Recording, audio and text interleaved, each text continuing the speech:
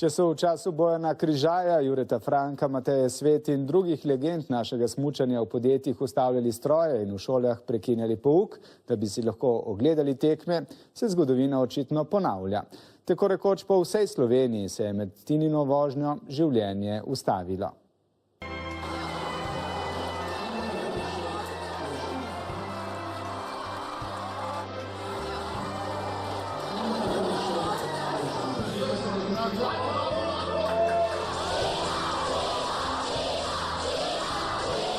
Navijam za Tino Maze, zato ker ona je tako Slovenci, v naši ekipi.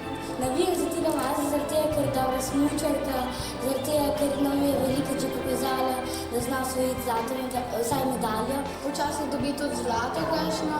To, da za nekaj trenutkov prekinemo pouk in otroke pozovemo v avlo, da navijajo za našo Tino, ni stran vržen čas, ampak je to najboljša domovinska vzgoja, kar jo je možno imeti. Cela šola navija in če potem dobimo še takšen rezultat, s kakršnimi nas razveseljuje Tina, potem je to res nekaj velikega.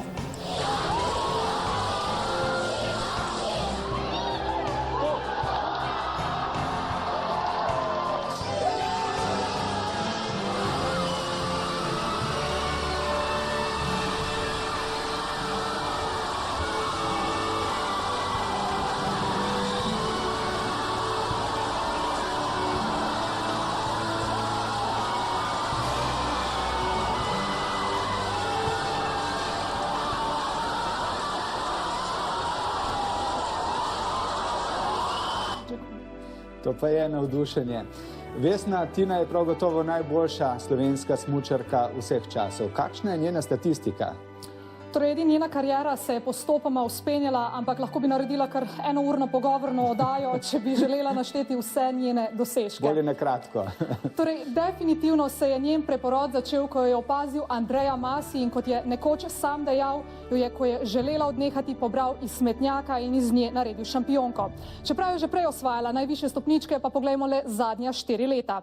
Slovenijo in svet je navdušila na olimpijskih igrah v Vancouveru. Srebro je osvojila tako v superveleslalomu, kot tudi v veleslalomu, torej njeni paradni disciplini, in pokazala, iz kakšnega testa je.